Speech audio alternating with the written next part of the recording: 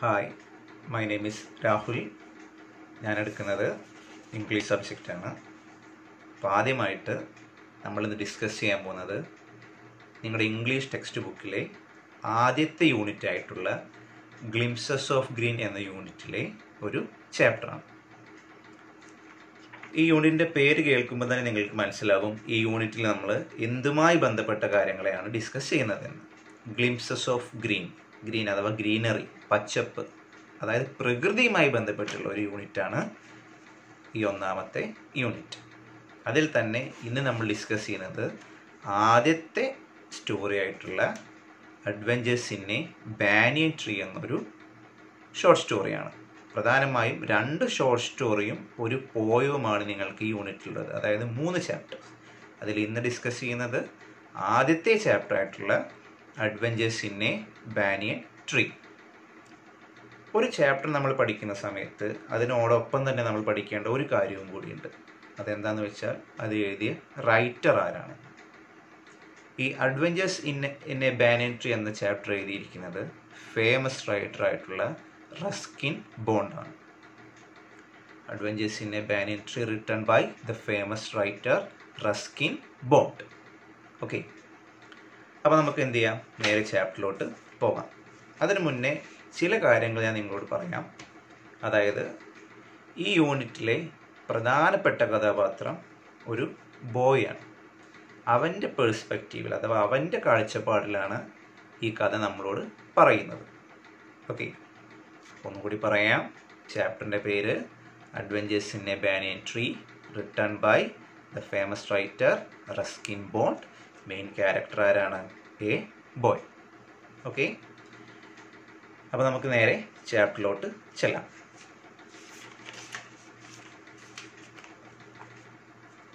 So, Adventures in a Banyan Tree. Though the house and grounds of our home in India were grandfather's domain, the magnificent old banyan tree was mine, chiefly because grandfather at the age of 65 could no longer climb it. Grandmother used to tease him about this and would speak of a certain Countess of Desmond, an English woman who lived the age of 170 and would have lived no longer if she hadn't fallen while climbing an apple tree. The spreading branches of the banyan tree, which curved to the ground and took root again, forming a maze of arches, gave me endless pleasure. The tree was older than the house, older than grandfather, as old as the town of Dehra, nesting in a valley at the foot of the Himalayas. ശ്രദ്ധിക്കാം, നമ്മൾ നേരത്തെ പറഞ്ഞ പോലെ തന്നെ ഒരു ആൺകുട്ടി, ഒരു boy, അവൻ്റെ കാഴ്ചപ്പാടിലാണ് ഈ കഥ നമ്മളോട് പറയുന്നത്. ഓക്കെ, ഇവർ താമസിക്കുന്നത് ഇന്ത്യയിലെ ഒരു സ്ഥലമായ ദെഹ്റ എന്നൊരു സ്ഥലത്താണ്. ഹിമാലയാസൊക്കെ നിങ്ങൾ കേട്ടിട്ടുണ്ടാവില്ല, അതിൻ്റെയൊക്കെ താഴെയായിട്ടുള്ള ഒരു സ്ഥലമാണ് ഇത് ദെഹ്റ. ഇവിടെ നമ്മുടെ ഈ ബോയുടെ ഗ്രാൻഡ് ഫാദറിന് ഒരു വീടും കുറച്ച് സ്ഥലവുമുണ്ട്. ഓക്കെ, അതാണ് ആദ്യത്തെ വരിയിൽ പറയുന്നത്. ഒന്നുകൂടി ഞാൻ പറയാം. Though the house and grounds of our home in India were grandfather's domain, അതായത് ഇവർ താമസിക്കുന്ന ചുറ്റുവട്ടത്തുള്ള ആ വീടും ചുറ്റുവട്ടത്തുള്ള സ്ഥലങ്ങളൊക്കെ ആരുടെ കീഴിലുള്ളതാണ്? ആർക്ക് അവകാശപ്പെട്ടതാണ്? നമ്മുടെ ഈ ബോയുടെ ഗ്രാൻഡ് ഫാദറിന് അവകാശപ്പെട്ടതാണ്. The magnificent old banyan tree was mine chiefly because grandfather at the age of 65 could no longer climb it. പക്ഷേ, അതായത് ആ സ്ഥലവും ആ വീടും ചുറ്റുവട്ടത്തുള്ള സ്ഥലമൊക്കെ ആർക്ക് അവകാശപ്പെട്ടതാണ്? ഗ്രാൻഡ് ഫാദറിന് അവകാശപ്പെട്ടതാണെങ്കിൽ പോലും ആ സ്ഥലത്ത് നിൽക്കുന്ന ഒരു ബാനിയൻ ട്രീ എന്ന് പറഞ്ഞാൽ എന്താണ്? ഒരു ആൽമരം. ആ ആൽമരം ആർക്ക് മാത്രം അവകാശപ്പെട്ടതാണ്? നമ്മുടെ ഈ ബോയ്ക്ക് മാത്രം അവകാശപ്പെട്ടതാണ്. അതിൻ്റെ കാരണം എന്താണെന്ന് ഇതിൽ തന്നെ പറയുന്നുണ്ട്. എന്താണ്? Grandfather at the age of 65 could no longer climb it. ഗ്രാൻഡ് ഫാദറിന് 65 വയസ്സ് പ്രായമായി. അതുകൊണ്ട് തന്നെ ഈ പ്രായത്തിൽ ഗ്രാൻഡ് ഫാദർക്ക് എന്ത് ചെയ്യാൻ വയ്യ? ഈ ആൽമരത്തിന് മുകളിൽ കയറാൻ സാധിക്കില്ല. അതുകൊണ്ട് തന്നെ ഈ ആൽമരം ആർക്ക് മാത്രം അവകാശപ്പെട്ടതാണ്? നമ്മുടെ ഈ ബോയ്ക്ക് മാത്രം. അതായത് അവൻ്റെ പ്രധാനപ്പെട്ട ഒരു കളിക്കുന്ന ഒരു പ്ലേ ചെയ്യുന്ന ഒരു ഏരിയ ആണ് ഇത്, നമ്മുടെ ഈ ആൽമരം. ഓക്കെ, അപ്പോൾ ഞാൻ ഒന്നും കൂടി സ്റ്റാൻസ് വായിക്കാം. Though the house and grounds of our home in India were grandfather's domain, the magnificent old banyan tree was mine chiefly because grandfather at the age of 65 could no longer climb it. മനസ്സിലായെന്ന് വിചാരിക്കുന്നു. ഈ boy താമസിക്കുന്ന വീടും ചുറ്റുവട്ടത്തെ സ്ഥലമൊക്കെ ആരൊക്കെ അവകാശപ്പെട്ടതാണ്? Grand അവകാശപ്പെട്ടതാണെങ്കിൽ പോലും ആ സ്ഥലത്ത് നിന്നിരുന്ന ഒരു ബാനിയൻ ട്രീ ആർക്ക് മാത്രമുള്ളതായിരുന്നു? നമ്മുടെ ഈ ബോയ്ക്ക് മാത്രമുള്ളതായിരുന്നു. കാരണം ഗ്രാൻഡ് ഫാദറിന് 65 വയസ്സായതുകൊണ്ട് തന്നെ ഗ്രാൻഡ് ഫാദറിന് അതിൻ്റെ മുകളിലൊന്നും കയറാൻ സാധിക്കില്ല.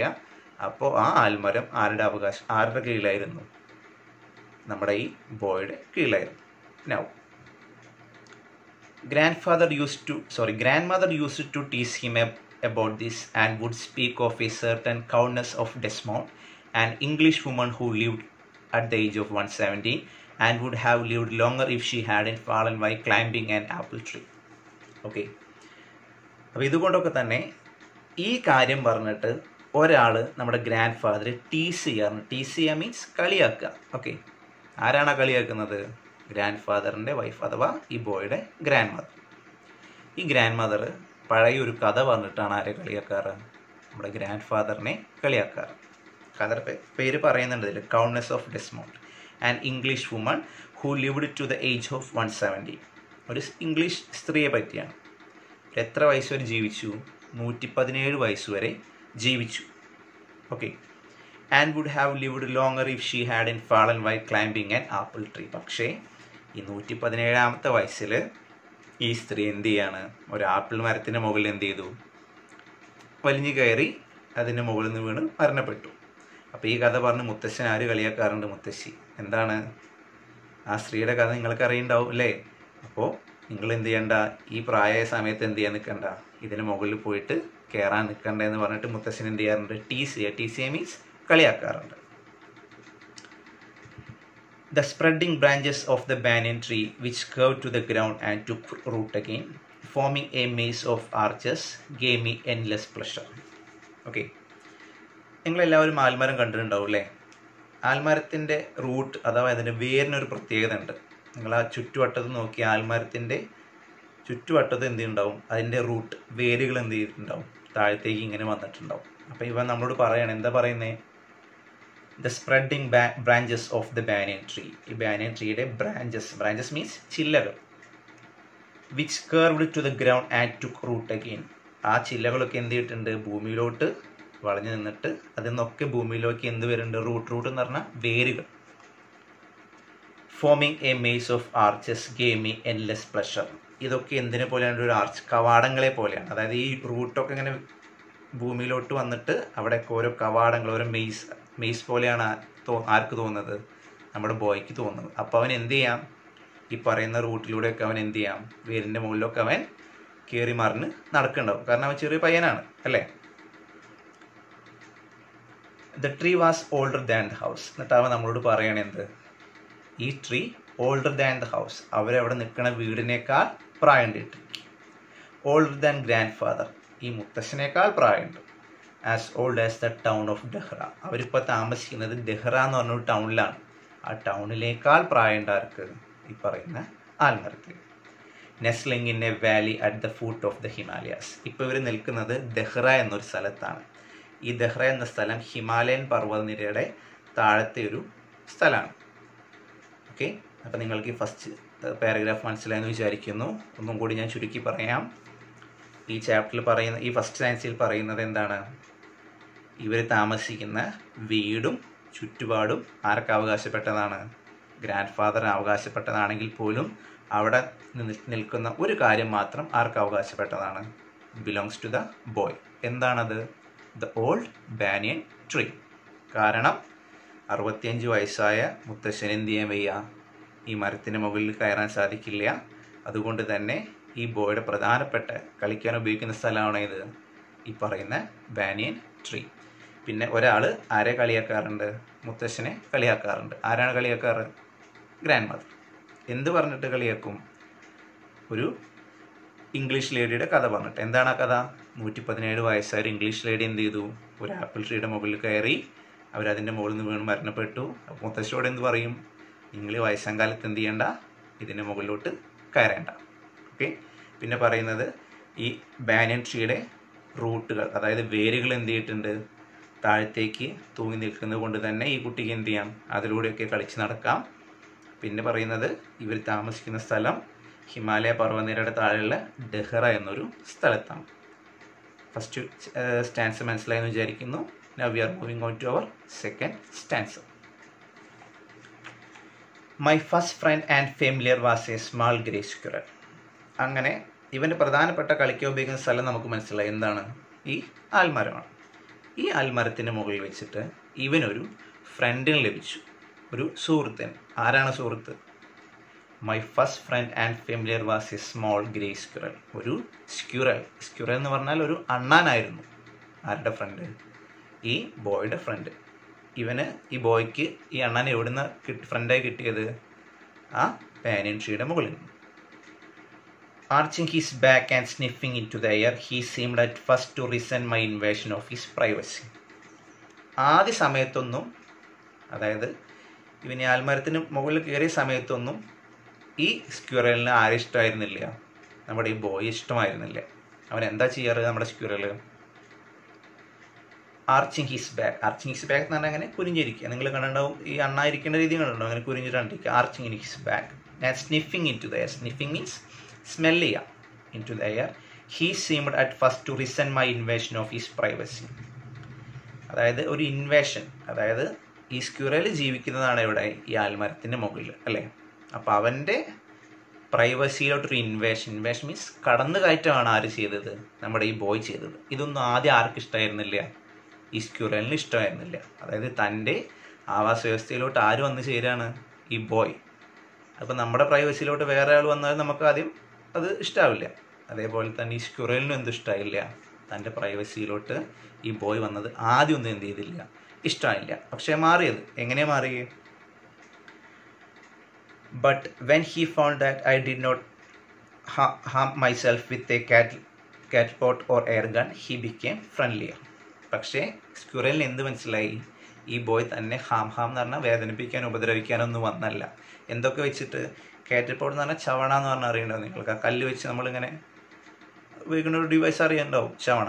അത് വെച്ചിട്ടോ അല്ലെങ്കിലോ ഓർ എയർ ഗൺ അറിയണ്ടാവും, അല്ലേ? He became friendlier. ചുരുക്കി പറഞ്ഞാൽ അധികം വൈകാതെ നമ്മുടെ ഈ സ്ക്യുറലിന് എന്ത് മനസ്സിലായി? ഈ ബോയ് തന്നെ ഉപദ്രവിക്കാൻ വന്നതല്ല, അവൻ നല്ലൊരാളാണെന്ന് ആർക്ക് മനസ്സിലായി? നമ്മുടെ ഈ സ്ക്യുറലിന് മനസ്സിലായി. And when I started leaving him pieces of cake and biscuit, he grew bolder and finally became familiar enough to take food from my hands. അങ്ങനെ ഈ സ്ക്യുറലിനെ ഒന്ന് ഇണക്കാൻ ആര് തീരുമാനിച്ചു? നമ്മുടെ ഈ ബോയ് തീരുമാനിച്ചു. അപ്പോൾ അവൻ എന്ത് ചെയ്തു? ചെറിയ ചെറിയ ബ്രെഡിൻ്റെ പീസൊക്കെ അവൻ എന്ത് ചെയ്യാൻ തുടങ്ങി? ആ മരത്തിൻ്റെ മുകളിൽ കൊണ്ടുപോയിട്ടിടാൻ തുടങ്ങി, ആൽമരത്തിൻ്റെ മുകളിൽ. ആൻഡ് ബിസ്ക്കറ്റ്, അത് മാത്രമല്ല കേക്കിൻ്റെ ബിസ്ക്കറ്റിൻ്റെ പീസൊക്കെ അവൻ എന്ത് ചെയ്തു? അതിൻ്റെ മുകളിൽ കൊണ്ടുപോയി ഇട്ടു.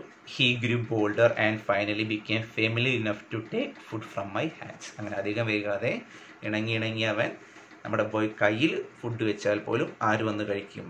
ആ സ്ക്യുറൽ വന്ന് അത് കഴിക്കും. അത്ര വിശ്വാസമായി ആർക്ക്?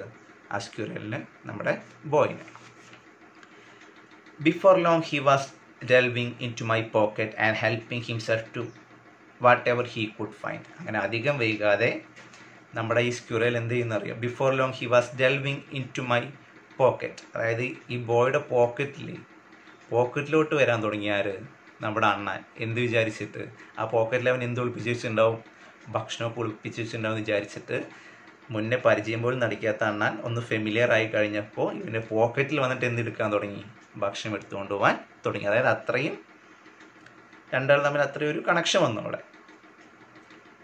He was a very young squirrel and his friends and relatives probably thought him headstrong and foolish for trusting a human. ഈ ബോയിനെ നമ്മളോട് പറയണത് ഈ സ്ക്വിറൽ ഒരു യങ് സ്ക്വിറലാണ്, അല്ലേ?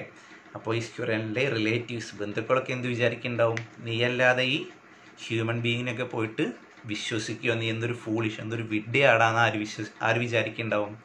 മറ്റ് സ്ക്വിറൽസ് വിചാരിക്കുന്നുണ്ടാവുമെന്ന് ഈ ബോയ് എന്നെ എന്ത് ചെയ്യാണ്? സ്വന്തം മനസ്സിൽ ചിന്തിക്കുകയാണ്. ആരെ പറ്റിയിട്ട്? നമ്മുടെ സ്ക്വിറലിനെ പറ്റിയിട്ട്. Okay. In the spring when the banyan tree was full of small red figs, birds of all kinds would flock into the branches. The red-bottomed bulbul, cheerful and greedy, gossiping rosy pastors, and parrots and crows, squabbling with each other all the time. During the fig season, the banyan tree was the noisiest place on the road. ശ്രദ്ധിക്കുക, spring season ആയിക്കഴിഞ്ഞാൽ the banyan tree was full of small red fix. ഈ banyan ട്രീയുടെ മുകളിൽ മുഴുവൻ എന്ത് ചെയ്യും? ഒരു പഴങ്ങൾ, അത്തിപ്പഴം, ഫിക്സ്, ഒരു ചുവന്ന പഴം ഉണ്ടാവും. Birds of all kinds would flock into its branches. അതുകൊണ്ട് തന്നെ പലതരത്തിലുള്ള പക്ഷികളും എന്ത് ചെയ്യും? ഫ്ലോക്ക് മീൻസ് കൂട്ടം കൂട്ടമായിട്ട് എവിടെ വരും? ഈ നമ്മുടെ ബാനിയൻ ട്രീയുടെ മുകളിൽ വരും.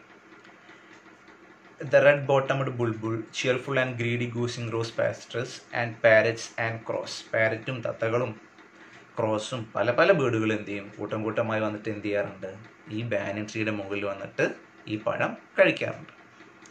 സ്ക്വാബ്ലിംഗ് with each other all the time. Squabbling means അടിപിടി കൂടുക. നിങ്ങളുണ്ടല്ലേ പക്ഷികൾ നമ്മൾ ചിലക്കണത്? അതായത് ഈ പക്ഷികളൊക്കെ ഈ ആൽമരത്തിന് മുകളിൽ വന്നിട്ട് പഴത്തിന് വേണ്ടി എന്ത് ചെയ്യാറുണ്ട്? അങ്ങോട്ടും ഇങ്ങോട്ടും തർക്കിക്കാറുണ്ട്. നല്ല ഒച്ചത്തിലുള്ള ഒരു ശബ്ദമാണ് നമുക്ക് കേൾക്കാൻ സാധിക്കും. During the fig season the banyan tree was the noisiest place on the road. അതുകൊണ്ട് തന്നെ ഈ സ്പ്രിംഗ് സീസണിലെ ഏറ്റവും ശബ്ദം കൂടിയ നോയ്സസ്റ്റ് പ്ലേസായി മാറും ഏത്? ആ ബാനിയൻ ട്രീ. നമ്മൾ ഇന്ന് ഇത്ര കാര്യങ്ങൾ മാത്രമേ ഡിസ്കസ് ചെയ്യുന്നുള്ളൂ. ഒന്നും കൂടി ഞാൻ പറയാം. ചാപ്റ്ററിൻ്റെ പേര് adventures in a banyan tree. എഴുതിയത് ഫേമസ് റൈറ്ററായിട്ടുള്ള റസ്കിൻ ബോണ്ട്. ചാപ്റ്ററിലെ മെയിൻ കഥാപാത്രമാരാണ്? A boy. ആദ്യം അവൻ പറയുന്നത് എന്തിനെ പറ്റിയിട്ടാണ്? ആൽമരത്തെ പറ്റിയും തൻ്റെ മുത്തശ്ശൻ്റെയും മുത്തശ്ശിയും പറ്റിയും പറയുന്നുണ്ട്. പിന്നെ അവൻ എന്ത് ചെയ്യാണ്? അവനൊരു ഫ്രണ്ടിൽ ലഭിച്ചു ആൽമരത്തിന് മുകളിൽ നിന്ന്. അതാരാണ്? A squirrel. അവൻ ആ സ്ക്യൂറലിനെ എങ്ങനെയാണ് ടൈം ചെയ്യുക മീൻസ് ഇണക്കിയത് എന്ന് അവൻ പറയുന്നുണ്ട്. പിന്നെ പറയുന്നത് സ്പ്രിംഗ് സീസൺ ആയി കഴിഞ്ഞാൽ ആ ചുറ്റുവട്ടത്തുള്ള ഏറ്റവും നോയ്സസ്റ്റ് പ്ലേസ് എന്തായി മാറും? ഈ പറയുന്ന ബാനിയൻ ട്രീ ആയി മാറും. അപ്പം നമ്മൾ ഇന്ന് ഇത്രയും കാര്യങ്ങൾ മാത്രമേ ഡിസ്കസ് ചെയ്യുന്നുള്ളൂ. ബാക്കി കാര്യങ്ങൾ നമുക്ക് അടുത്ത ക്ലാസ്സിൽ ഡിസ്കസ് ചെയ്യാം. So thank you.